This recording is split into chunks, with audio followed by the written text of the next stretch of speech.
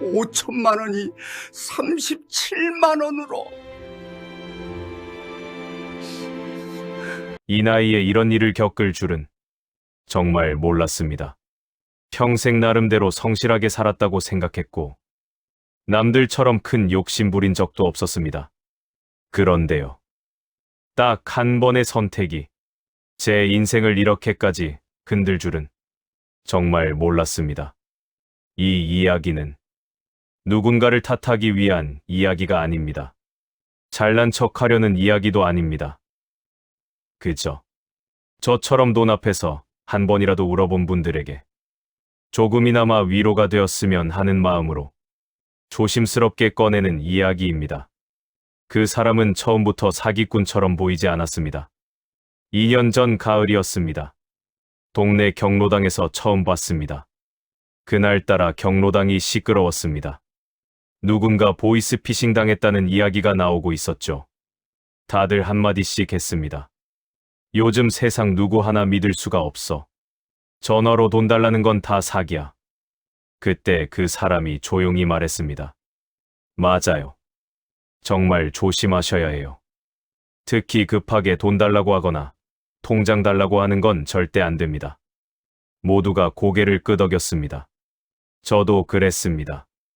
그 사람은 깔끔한 옷차림에 말투도 정중했습니다. 다른 어르신들한테도 친절했습니다. 무엇보다 돈 이야기를 먼저 꺼내지 않았습니다. 일주일쯤 지났을까요? 그 사람이 제 옆에 앉았습니다. 어르신, 혼자 사세요? 네, 배우자는 3년 전에 먼저 보냈고 자식들은 다 서울에 있다고 했습니다.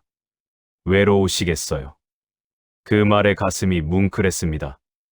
요즘 젊은 사람이 이렇게 말을 건네는 경우가 드물었거든요. 요즘 은행 이자 너무 낮죠? 예전엔 은행만 믿었는데 요즘은 이자가 힘들게 모으신 돈인데 안타깝네요. 제 통장에 얼마나 있는지는 모를 텐데. 그 사람은 마치 제 사정을 다 아는 것처럼 말했습니다. 이 나이에 고생 많으셨죠. 그 말 한마디가 그렇게 고마울 수가 없었습니다. 자식한테도 배우자에게도 이제는 걱정을 끼치기 싫었던 때였습니다. 연금만으로는 부족하고 그렇다고 자식들 손 벌리기는 싫었습니다. 병원비는 점점 늘어나고 물가는 계속 오르고 그래서였을까요? 그 말이 그 사람의 말이 너무 쉽게 믿어졌습니다. 처음에는 커피 한 잔 사주는 것부터 시작이었습니다. 어르신, 제가 커피 한 잔 살게요. 제 부모님도 이 나이쯤 되시는데 자주 못 찾아뵙거든요. 대신이라고 생각하고 받아주세요. 거절할 수가 없었습니다. 카페에 앉아서 그 사람이 물었습니다. 어르신, 제가 금융 쪽에서 일했는데요. 요즘 괜찮은 상품 있으면 알려드릴까요? 아니, 괜찮다고 했습니다. 처음엔 정말 관심 없었습니다. 그러시군요. 그럼 그냥 편하게 커피나 마셔요. 그리고 정말로 그날은 돈 이야기를 안 했습니다. 그런데 그 사람은 포기하지 않았습니다. 며칠 뒤 문자가 왔습니다. 어르신, 오늘 날씨 좋네요. 산책 나가세요. 무릎 조심하시고요. 일주일 뒤 또 문자가 왔습니다. 어르신, 요즘 감기 조심하세요. 환절기라 주변에 아픈 분들 많더라고요. 한 달 뒤에도 연락이 왔습니다. 건강은 괜찮으세요? 오랜만에 경로당 나가셨던데 반가웠습니다. 돈 이야기는 안 했습니다. 그냥 안부만 물었습니다. 한 달이 두 달, 두 달이 석 달. 어느새 그 사람과 일주일에 한두 번씩 커피를 마시게 됐습니다. 가끔 점심도 같이 먹었습니다. 그 사람이 항상 계산을 했습니다. 어르신, 제가 살게요. 젊은 사람이 사는 게 맞죠? 고맙다고, 미안하다고 하면 이렇게 말했습니다. 아니에요. 어르신들 이야기 듣는 게 저한테 공부가 됩니다. 그게 제 마음을 열었습니다. 3달쯤 지났을 때였을까요? 그 사람이 조심스럽게 말했습니다. 어르신, 제 고객분 중에 한 분이 작년에 3천만 원으로 500만 원 수익 보셨어요. 귀가 솔깃했습니다. 3천에 500이면 얼마나 되는 거야? 1년에 약 16% 정도 되죠. 은행 이자랑은 비교가 안 되죠. 그러면서도 그 사람은 바로 권하지 않았습니다. 근데 어르신, 관심 있으시면. 아니, 부담 가지실 필요 없습니다. 그냥 이런 것도 있다는 것만 알려드리고 싶어서요. 오히려 제가 더 궁금해졌습니다. 그날 밤, 잠이 안 왔습니다. 은행에 5천만 원 넣어놨는데 1년의 이자가 고작 80만 원. 만약 16%면 800만 원? 계산기를 두드렸습니다. 여러 번 확인했습니다. 다음 날 제가 먼저 물었습니다. 그게 안전한 건가요? 그 사람이 웃었습니다. 어르신, 100% 안전한 투자는 없어요. 은행도 망할 수 있잖아요. 다만 제가 직접 관리하고 중간중간 확인해 드릴 수는 있죠. 그럼 한번 해볼까? 천천히 생각하세요.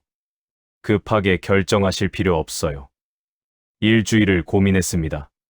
자식들한테 물어볼까 싶었지만 아마 말리겠죠. 엄마, 그런 거 하지 마. 사기야. 하지만 이 사람은 달라 보였습니다.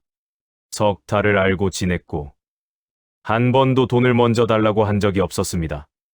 결국 저는 결정했습니다. 500만 원만 해볼게요.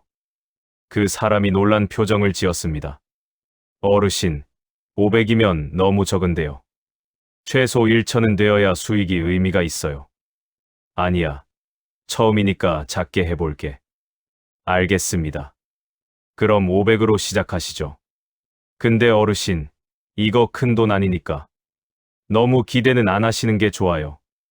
오히려 기대를 낮춰주니 더 믿음이 갔습니다. 통장 번호만 알려주시면 됩니다. 3개월 후에 원금이랑 이자 다 돌려드릴게요. 통장을 맡기는 건 아니었습니다. 그냥 계좌번호만 알려주면 된다고 했습니다. 제 명의 통장에 그 사람이 입금을 하고 나중에 수익금까지 넣어주겠다고 했습니다. 한 달 뒤 문자가 왔습니다. 어르신, 현재 15만 원 수익 났습니다. 순조롭게 진행 중이에요. 2달 뒤 30만 원 수익입니다.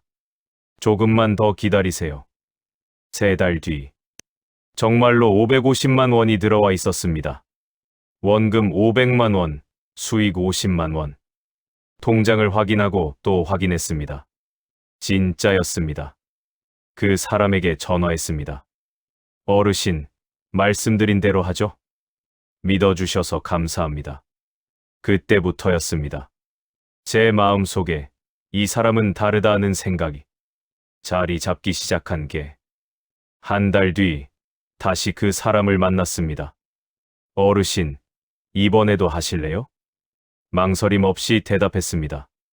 이번엔 1,000만 원 해볼게. 좋습니다. 그럼 이번에도 3개월 후에 원금이랑 수익 다 돌려드릴게요. 석 달 뒤 1,100만 원이 들어왔습니다. 원금 1,000만 원, 수익 100만 원. 또 성공이었습니다. 그때 생각했습니다. 은행에 그냥 놔두는 게 바보 같네. 어차피 쓸 일도 없는데 이렇게 하면 몇 년 안에 목돈이 되겠는데. 세 번째는 2,000만 원을 맡겼습니다. 이번에도 역시 석 달 뒤 2,200만 원이 통장에 들어왔습니다. 그 사람은 단 한 번도 약속을 어긴 적이 없었습니다. 이제는 제가 먼저 연락하게 됐습니다. 이번에 또 할 수 있어? 어르신, 너무 자주 하시면 위험할 수도 있어요. 조금 쉬었다가 하세요. 오히려 말리니까 더 하고 싶었습니다. 이 사람은 정말 내 걱정을 해주는구나. 어느 날 자식이 전화했습니다. 엄마, 요즘 통장에서 돈이 자꾸 들어왔다 나갔다 하던데 뭐 하시는 거예요? 깜짝 놀랐습니다. 아니야. 그냥 정기적금 든 거야. 정기적금이 왜 이렇게 자주 들어왔다 나가요? 혹시 이상한 거 하시는 거 아니죠? 아니라니까. 내가 왜 엄마 통장을 봐? 병원비 보내드리려고 봤는데. 엄마, 요즘 보이스피싱 많으니까 조심하세요. 전화를 끊었습니다. 가슴이 두근거렸습니다. 내가 뭘 잘못하고 있는 건가? 하지만 곧 생각을 바꿨습니다. 아니야. 이건 사기가 아니야. 3번이나 돈을 제대로 받았잖아. 자식들은 몰라서 그래. 그러던 어느 날이었습니다. 그 사람이 평소와 다른 표정으로 말했습니다. 어르신, 이번엔 좀 큰 기회가 왔어요. 얼마나 큰데? 5천만 원 정도인데. 금액이 좀 커서 혹시 관심 있으세요? 5천만 원. 제가 평생 모은 돈의 절반이 넘는 금액이었습니다. 그건 좀 큰 것 같은데. 그렇죠. 부담되시죠? 안 하셔도 됩니다. 그런데 그 사람이 덧붙였습니다. 근데 어르신, 이번에는 수익률이 달라요. 6개월에 15%예요. 계산기를 꺼냈습니다. 5천만 원에 15%면 750만 원.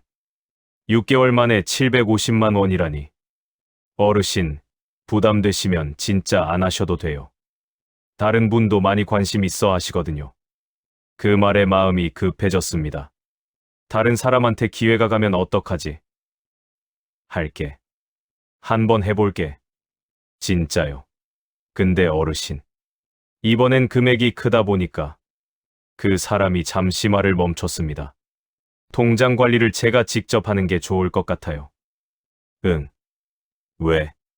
중간중간 돈이 들어왔다 나갔다 하거든요. 어르신이 헷갈리실 수 있어서요. 그리고 자녀분들이 보시면 놀라실 수도 있고요. 그때였습니다. 처음으로 이상한 느낌이 들었던 게 통장을 맡기라고? 하지만 저는 그 느낌을 무시했습니다. 이 사람은 그동안 날 속인 적이 없어. 3번이나 약속을 지켰어. 괜찮아. 결국 저는 통장과 도장을 건넸습니다. 그날 밤 잠을 설쳤습니다. 뭔가 불안했습니다. 하지만 아침이 되니 다시 마음이 편해졌습니다. 이 사람은 달라. 믿어도 돼. 통장을 건넨 다음 날, 그 사람한테서 문자가 왔습니다. 어르신, 입금 확인했습니다. 5천만 원 잘 받았어요. 6개월 후에 5,750만 원 돌려드릴게요. 마음이 놓였습니다. 역시 이 사람은 믿을 만해. 일주일 뒤 또 문자가 왔습니다. 어르신, 현재 50만 원 수익 났습니다. 순조롭게 진행 중이에요. 한 달 뒤. 어르신, 지금 수익 150만 원입니다. 생각보다 잘 되고 있어요. 2달 뒤. 현재 수익 280만 원입니다. 조금만 더 기다리시면 목표 금액 도달할 것 같습니다. 문자를 받을 때마다 기분이 좋았습니다. 역시 잘한 선택이야. 3달째. 문자가 조금 늦게 왔습니다. 일주일에 한 번씩 오던 게 열흘에 한 번, 2주에 한 번. 전화를 걸었습니다. 여보세요? 아, 어르신. 죄송해요. 요즘 좀 바빠서요. 괜찮아. 그런데 요즘 수익은 어때? 아, 네. 잘 되고 있어요. 조만간 자세한 내용 보내드릴게요. 하지만 문자는 오지 않았습니다. 며칠 뒤 다시 전화했습니다. 여보세요, 어르신. 목소리가 피곤해 보였습니다. 나야. 혹시 무슨 문제 있어? 아니에요. 괜찮아요. 그냥 시장 상황이 좀 안 좋아서. 조금 신경 쓰이긴 하는데. 걱정 마세요. 곧 나아질 거예요. 그때부터 불안해지기 시작했습니다. 4달째. 연락이 뜸해졌습니다. 전화를 걸어도 안 받거나 받아도 지금 바빠서 나중에 연락드릴게요 였습니다. 문자를 보냈습니다. 요즘 수익이 어떻게 되고 있어? 답장이 늦게 왔습니다. 어르신, 죄송한데 시장 상황이 안 좋아서 조금만 더 기다려주세요. 곧 회복될 겁니다. 걱정 마세요. 걱정하지 말라는 말이 오히려 더 걱정되게 만들었습니다. 5달째. 전화가 완전히 끊겼습니다. 문자도 읽지 않았습니다. 읽음 표시조차 되지 않았습니다. 경로당에도 나타나지 않았습니다. 다른 어르신한테 물었습니다. 혹시 그 사람 봤어요? 요즘 안 보이던데. 누구요? 이름도 제대로 몰랐다는 걸 그때 깨달았습니다. 김 과장이라고만 불렀지. 정확한 이름도, 회사도, 주소도 몰랐습니다. 명함을 받았던 것 같은데 찾아봤지만 없었습니다. 가슴이 철렁 내려앉았습니다. 그날 밤 잠을 한숨도 못 잤습니다. 설마 그럴 리가. 아니라고, 아닐 거라고 스스로에게 계속 말했습니다. 다음 날 아침 더 이상 참을 수 없었습니다. 은행에 갔습니다. 손이 떨렸습니다. 통장 재발급 부탁드립니다. 분실하셨어요? 네, 그런 셈이죠. 기다리는 10분이 10시간처럼 느껴졌습니다. 새 통장을 받아들었습니다. 창구 직원에게 물었습니다. 잔액 좀 확인해 주세요. 직원이 컴퓨터를 봤습니다. 37만 원 있으시네요. 뭐라고요? 37만 원이요. 그 순간 모든 게 무너졌습니다. 5천만 원이 37만 원이 되어 있었습니다. 어르신, 괜찮으세요? 안색이 안 좋으신데. 괜찮을 리가 없었습니다. 하지만 고개를 끄덕였습니다. 네, 괜찮습니다. 그 자리에 더 있을 수가 없었습니다. 비틀거리며 은행을 나왔습니다. 그날 이후로 한 달을 집 밖에 나가지 못했습니다. 경로당에도 못 갔습니다. 그 사람을 마주칠까봐, 아니, 다른 어르신들 얼굴을 볼 낯이 없었습니다. 나만 당한 걸까? 다른 사람들도 알고 있을까? 나를 비웃고 있는 건 아닐까? 밤마다 통장을 꺼내봤습니다. 37만 원. 그 숫자를 보고 또 봤습니다. 믿기지 않았습니다. 어떻게 5천만 원이 37만 원이 될 수 있을까? 아니, 사실 알고 있었습니다. 그 사람이 다 가져갔다는 걸. 하지만 인정하고 싶지 않았습니다. 자식들한테 전화가 왔습니다. 엄마, 왜 전화를 안 받으세요? 건강은 괜찮으세요? 괜찮다고 했습니다. 감기 기운이 좀 있어서 쉬고 있다고 거짓말했습니다. 병원은 가보셨어요? 갔다고 또 거짓말했습니다. 전화를 끊고 울었습니다. 자식들한테 어떻게 말할까? 엄마가 5천만 원을 날렸어. 상상만 해도 숨이 막혔습니다. 2달쯤 지났을 때 경찰서에 갔습니다. 신고하러 왔습니다. 경찰이 물었습니다. 어떤 일이세요? 사기를 당했습니다. 그리고 모든 이야기를 했습니다. 경로당에서 만났다는 것, 3달 동안 친해졌다는 것, 3번은 돈을 받았다는 것, 4번째 통장을 맡겼다는 것. 경찰이 한숨을 쉬었습니다. 어르신 통장을 왜 맡기셨어요? 그 말에 더 이상 말이 나오지 않았습니다. 계약서는 있으세요? 없었습니다. 녹음이나 문자 증거는요? 몇 개 있었지만 강요당했다는 증거는 없었습니다. 잡기 힘들 것 같은데요. 일단 접수는 해드릴게요. 돌아오는 길. 왜 통장을 맡겼을까? 왜 계약서를 안 받았을까? 왜 자식들한테 물어보지 않았을까? 후회가 밀려왔습니다. 결국 3달 뒤 자식들한테 말했습니다. 큰아들이 먼저 왔습니다. 아빠, 무슨 일 있어요? 요즘 이상하시던데. 더 이상 숨길 수 없었습니다. 아빠가 잘못했어. 그리고 모든 걸 말했습니다. 큰아들이 아무 말도 하지 않았습니다. 한참을 그렇게 있다가 조용히 물었습니다. 얼마예요? 5천만 원이요?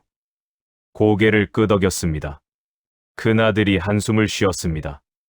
아빠, 왜 말을 안 하셨어요? 미안하다는 말밖에 나오지 않았습니다. 말렸을 거잖아. 큰아들이 말했습니다. 당연히 말렸죠. 근데 아빠 돈인데 어떻게 쓰시든. 아빠 마음 아니에요? 그래도 혼자 끙끙 앓으면서 왜 말을 안 하세요? 그게 더 속상해요. 그날 큰아들 품에서 한참을 울었습니다. 시간이 지나서야 하나씩 보이기 시작했습니다. 그 사람의 말이 아니라 제가 보고 싶은 것만 보았다는 걸. 이 나이에 뭐라도 붙잡아야 한다는 불안이 제 눈을 가리고 있었다는 걸. 그제서야 인정하게 되었습니다. 돈보다 아픈 건 자존심이었습니다. 나는 평생 조심스럽게 살았는데, 나는 남들보다 똑똑하다고 생각했는데, 그 자만심이 저를 무너뜨렸습니다. 어느 날 경로당에 다시 나갔습니다. 다들 반갑게 맞아줬습니다. 어디 아프셨어요? 오랜만이네요. 그중 한 분이 조용히 물었습니다. 혹시 그 사람 때문에? 깜짝 놀라 쳐다봤습니다. 저도 당했어요. 2천만 원. 뭐라고요?